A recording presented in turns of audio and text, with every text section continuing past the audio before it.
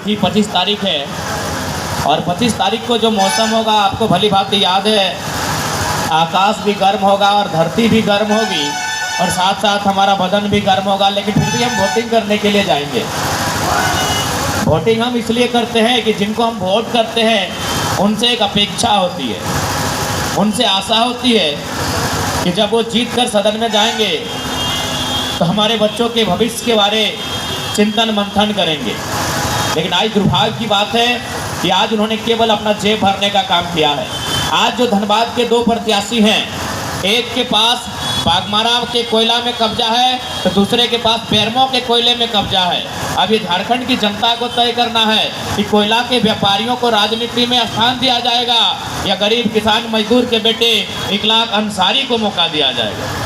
ये धनबाद की जनता को तय करना है कि हमारा नेतृत्व कोयले के कारोबारी करेंगे या इकलाक अंसारी करेंगे। ये धनबाद की जनता को तय करना है। आज हम जैसे नौजवान आखिर राजनीति में आए क्यों? हमारी उम्र ही क्या है?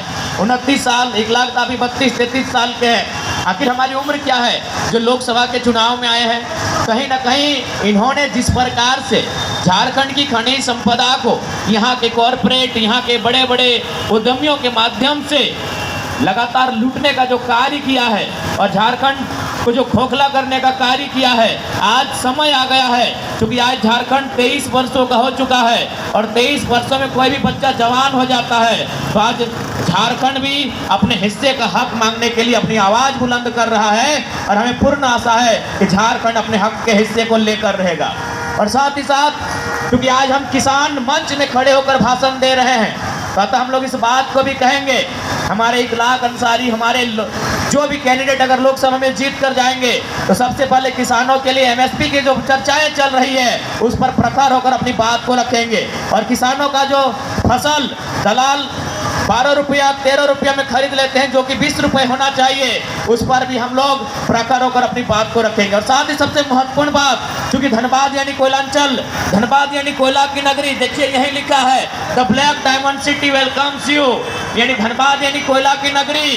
तो हम चूंकि किसान की धरती में खड़ा होकर अपनी बातों को रख रहे हैं, तो जब धनबाद लोकसभा के माध्यम से इकलाक दादा सदन में जाएंगे तो इनका जो संबोधन होगा, इनका जो सवाल होगा, वो सवाल ये रहेगा कि आप अगर इस भारत को गांधी का देश मानते हैं, यदि आपको लगता है कि गांधी के विचार आज भी जिंदा है, तो जितना बीसीसीएल सीसीएल ने कोयला के लिए जमीन लिया है, यदि वहां से कोयला कोड़ा जा चुका है, उन जमीनों को समतल करके रैयत को वापस करना होगा, तभी मानेंगे ये गांधी का देश है। नहीं तो नहीं मानेंगे ये गांधी का देश है। आपको रैयतों की जमीन वापस करनी होगी समतल करके।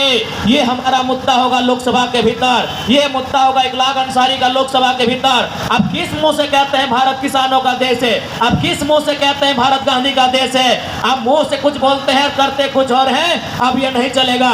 हमने कोयला खोदने का कभी विरोध नहीं किया। अगर हम से देश जगमग होता है, बिल्कुल देश जगमग हो, लेकिन अगर कोयला खोद के खत्म किया जा चुका है, उस जमीन को समतल करके रैयत को वापस करना होगा, तभी ये गांधी का देश मानेंगे, तभी ये गांधी का देश मानेंगे।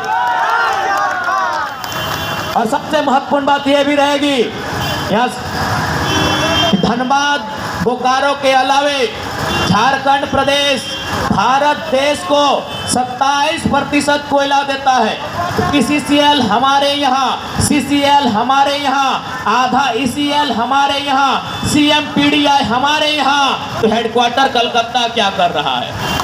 ये हमारा सवाल रहेगा कि हेडक्वार्टर कलकत्ता क्या कर रहा है। आखिर कब तक झारखंड के लोग केंद्र की नीतियों से चले जाएंगे? आखिर कब तक झारखंड के लोगों के साथ अन्याय होता रहेगा? इसलिए हमारा ये सवाल ये भी रहेगा सदन में कि कोयला अगर हम देते हैं, कोयला अगर हम देते हैं तो कोल इंडिया का हेडक्वार्टर कलकत्ता नहीं, धनबाद या बोकारो होना चाहिए, जिस मिट्टी से आपको कोयला जाता है। तो इसलिए आज आपसे कहना चाहेंगे कि आज जो नए युवा राजनीति में आए हैं उनका स्वागत करें। और हम लोग सबसे खास बात, मैं तमाम जनता को कहना चाहूँगा कि वोट आप उनको दीजिए जो सत्ता और संपत्ति के विकेंद्रीकरण की बात करते हो। इसलिए हम लोगों ने पहला ये भी घोषणा किया है कि जो भी हमारे संसद प्रत्याशी जीत के जाएंगे वो अपनी सांसद सैलरी का 75% जिस प्रकार कॉमरेड एकेरा राष्ट्रपति फंड में डोनेट करते थे, हम लोग जनता के बीच डोनेट करेंगे। इसी धनबाद की सरजमी में 3 टाइम एक सांसद हुआ करते थे, नाम था कॉमरेड एकेराय। वो अपनी सांसद की खुद की सैलरी भी नहीं लिया करते थे। हमारे भी सांसद 75% सैलरी जनता के हित में दान करने का काम करेंगे। ये हमारा एक बहुत ही प्रमुख डिसीजन रहेगा और इस बात को लेकर हम लोग आपको आश्वस्त करते हैं। बाकी सभी को जोहार झारखंड, जय झारखंड।